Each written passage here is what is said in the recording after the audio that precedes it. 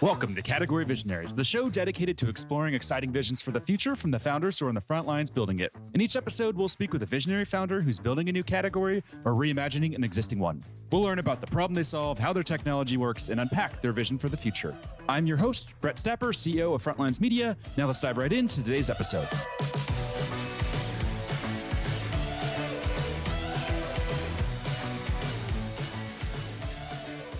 Hey everyone, and thanks for listening. Today I'm speaking with Sam, founder and CEO of Datajoin, a personalization platform that's raised $3.5 million in funding. Sam, thanks for chatting with me today. Hey, Brett, thanks for having me on the show. Yeah, I really appreciate it. Yeah, no problem at all. And just so our listeners can search your name later on, would you mind saying your last name for us? We talked about that in the pre-interview. I was a bit nervous to try to pronounce it. It's a long name. No worries, Brett. It's not every day. You probably have someone last name you got to pronounce. So it's Sam Fonoimoana. So that's helpful. Thank you. And now let's start with a quick summary of who you are and a bit more about your background. Sure. So Sam Fonoimoana, I'm the founder and CEO of Datajoin. I'm an island boy, born in Hawaii, grew up in Hawaii and in California as well. And I come from a big family, and I know what it's like to have to fight for food at dinner time since I was a kid. But no, I really enjoyed growing up in Hawaii and LA with my family. And when I left home to go to college, I came here to Utah, which is where I live now, here in the Rocky Mountains. And it's beautiful. I live here in Orem, which is about 40 minutes south of Salt Lake City. We're close. We're right here in what's called the Silicon Slopes, kind of our self-dubbed tech community title, but there's a great tech community here in Utah Valley and then, in the city of Utah altogether. I went to school at BYU, which is right down the road here. If you can see me, you will see my alma mater. I'm wearing my alma mater hoodie right now. Go Cougs. And yeah, I went to school and I studied entrepreneurship as an undergrad. And then I also went back for the MBA program, also here at BYU out of the Marriott School of Management, and I studied finance. So I think my career has been in data analytics and in finance. But yeah, I think I got a lot of my ideas and a lot of my skill set just from those early college years where a lot of seeds were planted. My wife's from Tahiti, so I'm Samoan Hawaiian. My wife's Tahitian, so we definitely have a Polynesian home here with our 7 beautiful kids. And yeah, people, when I meet them, they say, hey, you're crazy. You're pretty busy. You're running a startup and you got 7 kids. And I wouldn't have it any other way. I really love my family. I love what I do. And I love doing what I do, for my family to be able to succeed. So yeah, that's a little bit about myself, Brett. Wow, that's amazing. 7 kids. What's the age range? Yeah, so the oldest is 21. She's actually married and they have a daughter. So I'm a grandpa, my wife and I. And then the youngest is 3. So we've still got our own little, semi-baby, big baby now, like just walking around the house. But yeah, it's great. It's never quiet here. I'm glad we did the podcast at this time before the kids, get home from school and might get a little noisy. So we're used to background noise, so we can manage if it does get noisy. So take me back. When you moved to Utah, did you move directly from Hawaii to Utah or did you do LA in between? Yeah. So I was born in Hawaii and then we stayed there till I was 8. And then my dad got a new job actually with my grandpa. I had a family business in LA of, boarding care homes for mentally ill and mentally retarded people. So my family just picked up, and yeah, when I was 8 years old, we moved from Hawaii to LA. And then, yeah, I spent from 8 years old all the way to when I graduated high school in LA County. And then from there, I got accepted into BYU. One of the only kids in my high school, in our part of LA, not many get out and, make it to college back in those days. But yeah, I applied to BYU here in Provo, Utah, and came up here, and it really, really changed my life. So that's amazing. And are you seeing more Hawaiian entrepreneurs, come to the mainland US and try to build startups, or how do you view that demographic that you fit in? That's a good question. So I took my family back in 2016 to Hawaii and help take care of my parents and to give my kids a taste of island life. And, while I was out there, that's when I ventured off on my own. I started doing my own consulting. That's when I was a full-time entrepreneur. And, I really wanted to try and grow the business out there and stay out there. That was the life. I would have my meetings in my Ford F-150. I would be parked at the beach at my favorite, surf spot, take some meetings, go catch some waves. But nope, it never really grew out there. I kept getting more and more business on the mainland. And was basically, I was almost forced to come back here because I was traveling here so much. So, I mean, that was my, story right there. I definitely had to move to the mainland. Adobe's our huge partner. They're right up the street from us. And so it just made sense, for me to be back here on the mainland, with the keep that dream alive though, that one day I'll be able to return home, to the islands once I make it big and all that stuff. Right. So Amazing. I love it. Well, I'm sure you're definitely an inspiration then as well to some of the other tech entrepreneurs in Hawaii now to go big and to build a tech company. So I'm sure that feels good on your end, I'm guessing. yeah, when we made the announcement and just over the years, I would get comments just from friends and family, and it's kind of stressful and heavy. Like I do things because I love to do them and I want to take care of my family, but I do also recognize that I'm just more than myself and my family, but I represent my culture. I just do my best to try to represent it as best I can. Amazing. I love that. Yeah, and two questions we'd like to ask just to better understand what makes you tick as a founder. What CEO do you admire the most and what do you admire about them? Let's see. I've been working with my CEO coach, since I've got some funding. And that's one thing that the investors, that they recommended. And so just in working with my CEO coach, we've talked about a few different CEOs. And one that I really like is the CEO of DoorDash, Tony. I can't remember his last name, but so my CEO coach used to work, under Tony, used to run HR over at DoorDash.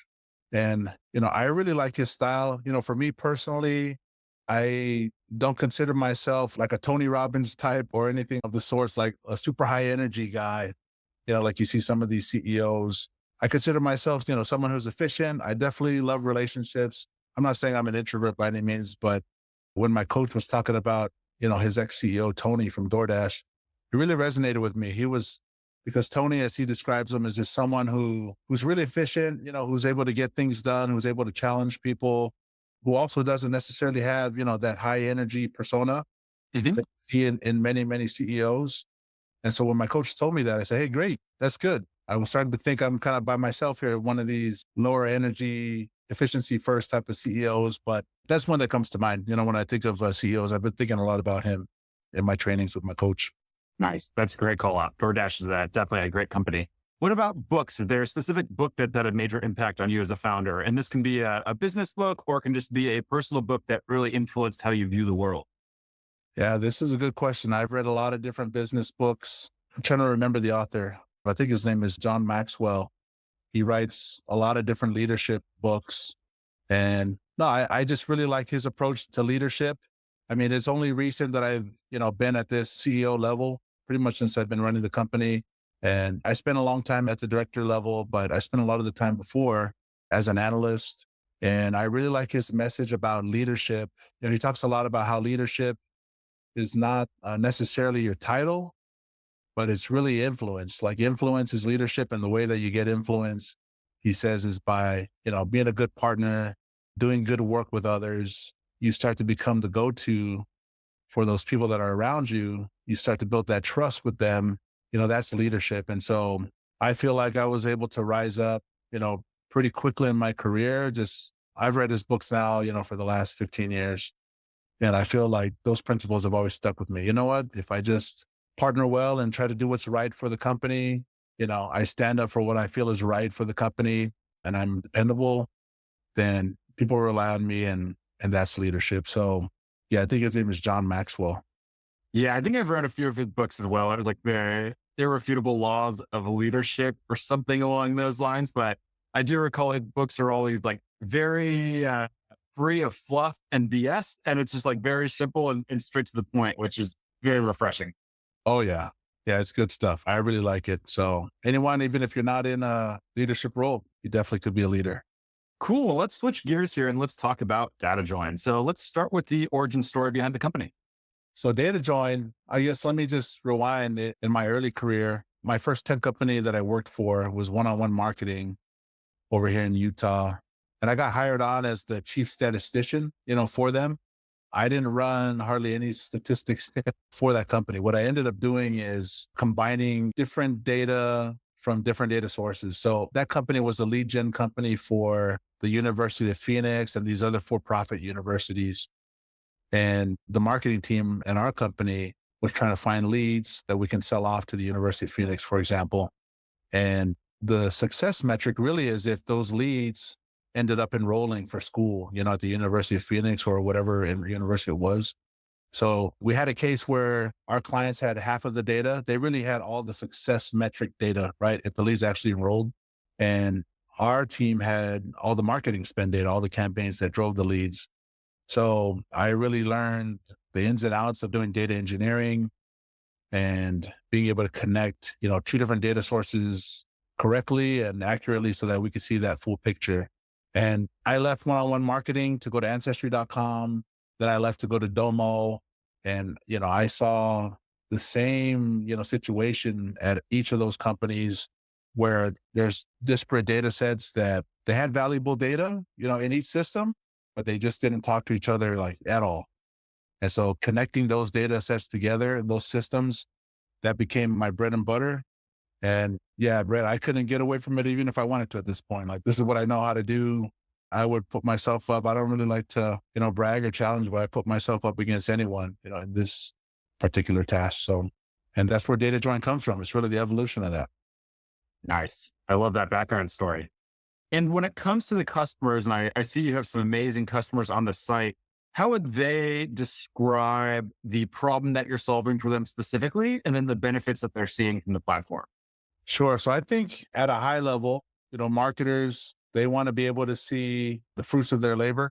So they want to be able to see not just how much they spent, that's easy, but they want to see like how much, especially if you're a B2B marketer, they want to see how much pipeline that they've driven. They want to see how many closed deals, not only to optimize, but really to get that credibility and respect, from the rest of the stakeholders of the company. So I think that was the early days of Datajoin. All we were doing was integrating Salesforce pipeline data and deal data, back into marketing systems like Google Analytics or Adobe Analytics or Google Ads. And then that way they can get that full 360, that full customer journey, closed loop view of their efforts. And so, and I still think that stands true today. There's a lot of marketers out there. They want to be able to, see the fruits of their labor, show the fruits of their labor to everyone in the company and especially to the stakeholders. Because at B2B, you probably know this, but sales takes the cake normally because it's easy to say, hey, we closed 20 deals this quarter or whatnot. So I would say, yeah, that's the early days. Although I'll definitely say that our use cases are pivoting, these last year or two with Datajoin. So you've got some incredibly impressive logos: H&R Block, AARP, Adobe, Equifax, VMware, and that's just a few of the logos that you have. How were you able to land logos like that as an early stage startup? So I think that's something that all early stage startups that we talk to on the show struggle with. Yep. Nobody really knows Datajoin, at least not yet.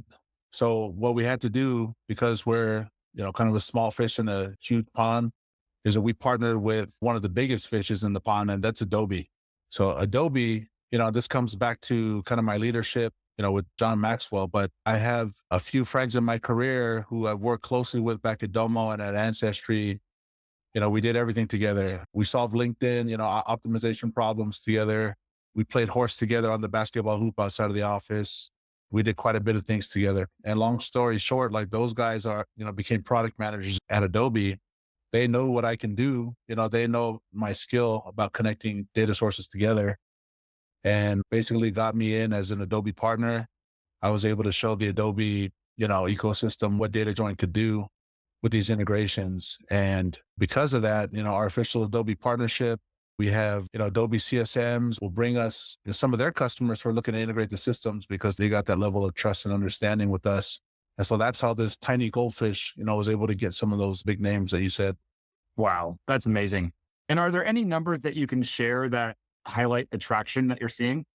Sure. I think none of our numbers are public in terms of revenue, but I can just tell you that, up until the time of fundraise, we were able to acquire 15, Fortune 500 companies on our own as customers. And, I can tell you this year that Adobe has asked us to present at Summit, which is huge for us. This will be our first time ever doing that. And that Adobe has just yesterday, actually, we had this offer, this joint promotion, with the Adobe product marketing teams and the Marketo product marketing teams. Marketo is owned by Adobe, to be able to push out our product to the joint customer base. And so for us, that's huge that Adobe believes in us, this much and what we can do for them, that they're willing to push us out to their customer base like this. So Yeah, I mean, those are some of our biggest wins right now that kind of talk about the traction over the last couple of years. And we're really, really excited just heading into Adobe Summit in Vegas in March. Nice. That's amazing. And that's super impressive too. Landing 15 enterprise accounts before you had any funding. That's something that I think every founder listening probably dreams of being able to achieve. So congrats on the success there. Oh, thank you. Now, what about market categories? How do you think about market categories? Is this a new category creation play, or is this really chipping into and transforming an existing market category? That's a good question. I do feel like we are in a crowded space. If you think of integration, data integration tools, there's going to be a ton that come to mind. If you think about marketing analytics tools, there's going to be also a ton that come to mind. And so, but yet we're doing something different here at Datajoin. So I believe we are creating our own niche, in this marketing analytics space, because if you look at those integration tools, they almost always focus on, what I'll call easier integrations, where you can just integrate, middle of funnel and bottom of funnel tools together. Like, for example, to integrate Marketo and Salesforce, well, to integrate any two systems, you need some sort of common key between the two systems so that you can, connect data or join data properly. So for Marketo and Salesforce, that's easy because Marketo has an email address, Salesforce has an email address. So you've got an easy, primary key between both systems. So that's what I call an easy integration, and what pretty much all the integration tools are focused on those type of integrations. What we do is all around your web behavioral data. And this is a much tougher task of taking anonymous visitor IDs on your website and trying to connect those to an email address in Salesforce. So this is a task, if you try to go into, Zapier and plug in this potential combination, it's not going to pop up. But for us, that's what we lead out with. This is my area of expertise is B2B. And so this is what we're trying to package up in what we're calling micro integrations, which is just much faster integration than say like a MuleSoft that's out there. Nice. So is that how you're describing the platform then? Is it a micro integrations platform, or just when you're looking at the platform side, how do you describe it? Yeah. So for the platform, we call each connection a micro integration because it's fast, it's quick. We call our platform, though, we're starting more and more internally to refer to it as a behavioral data platform, because we're basically connecting behavioral data from your web analytics, whether that's Google Analytics or Adobe Analytics. We are pushing that into Salesforce so that the sales reps know, like, hey, like, what are the latest interesting signals that my customers are doing on the website? Push it over to Marketo so that you can have automated triggers or better lead scoring because you've got very high intent signals that you're capturing. So yeah, more and more internally, we're starting to refer to it as like a behavioral data platform. Amazing. Love that. And when we're talking about just breaking through the noise, I know the Adobe partnership there has been critical in helping you rise above all of the noise that's out there these days. What else do you think you've gotten right when it comes to rising above the noise? Yeah, I mean, I think for us, I don't think we have the flashiest crew. I don't think we have the smoothest talkers or anything like that. But what I think we do have is our ability to build, strong working relationships with our customers. And we're trying to scale this now with Datajoin. But that's one thing, like if you were to talk to any of our customers, we have a very high renewal rate. I mean, I would say like 90% plus renewal rate. We have several expansion, several of our customers have expanded to other micro integrations. And that's because, if you talk to them, I was going to say, like, they love working with Nate Jackson on my team. They love working with Cameron Warren and with myself. We just have a good time solving these problems for them. And, trying to do more than just set up the integration, but really partner with them and say, hey, this is okay, great. Now you got the data flowing. This is what's going to knock their socks off and, move the needle for you guys. So I would say that's our strong suit, is that our customers love us. We definitely love them. We send all of our customers. I'm Hawaiian. And if you can see my desk, I've got a ukulele right here at my desk, right? Playing it. So we send them all ukes for Christmas, because they know like that's our style. There's a lot of our employees here. We're all Polynesian. And so I sent them that and I said, hey man, let's just jump on a Zoom. I'll give you a 30-minute lesson. Like that's the type of relationship we have with our customers, and something that we're happy about. That's so fun. I love that. And as you brought this product to market, what would you say has been the greatest challenge that you've had to overcome? Yeah, it's tough. I mean, like I mentioned earlier, we're entering what they call a red ocean, back in my entrepreneurship class. Mm-hmm. It's full. I mean, it's very packed with other products that look like us, They even sound like us, but they're not us. And so I think for us, trying to crack the code to be able to differentiate us from the rest of the alternatives out there, like, yeah, that's an ongoing challenge for us. They say Datajoin, oh, well, we already use Zapier, or Datajoin, oh yeah, we already have MuleSoft, an enterprise data moving tool. But it's a great challenge. It's really helped us to refine our message, really, just buckle down with our customers and our prospects in the market to get their feedback. So I think it's definitely making us, stronger. It's a hard nut to crack, I'll definitely say that. Yeah, I can imagine. And last question here, what's the vision for the company? This could be, the pivot that you're working on currently and just what that 3-year mission and vision really looks like. And for us, I mean, my vision and my mission for Datajoin, if I take it to that 30,000 foot level, if you look at the state of marketing today, if you look at all the emails that you got in your inbox this morning at 9 a.m., all of them at the same time, you'll see that, most of them are completely irrelevant to you, or they could be relevant, but just the wrong timing. And the same for the ads that you see as you surf the internet. And so for us, like at Datajoin, we have a vision of a better world of marketing, a higher level of targeting so that, marketers don't spam and, anger the market and dilute their brand, but they can really just do intelligent, safe targeting for those who are just truly interested in learning more about your product. And so we feel like more than any other tool out there that we could facilitate this, because companies are already sitting on this data that they need to be able to accomplish this. They just need to connect it up, in all their other systems. And, we're the only tool out there that's really focused on doing this. And so that's our vision, like to make marketing not suck. Like marketing is not very good. I mean, sure, it still drives a lot of pipeline and it drives, billions and trillions of dollars, but it could be a lot better, to where you still can generate that money, but not bug everybody in the process. So that's the long-term vision. As far as the platform is concerned, yeah, I mean, we are really trying to build out, for Google Analytics and Adobe Analytics. Right now, we can send, that data to certain marketing automation platforms and certain CRMs and certain ad platforms. Our goal is, within 3 years, we'll be able to send it to every, send your web analytics behavioral data to every platform in your stack. And, you can go bi-directional, bring it back into your web analytics as well. And then not just that, but once we have that connection in place, then, you can build some very powerful, customer journey, customer profile reporting, similar to what the CDPs are trying to do, but they just don't do the groundwork of getting all the underlying connections in place to do it well.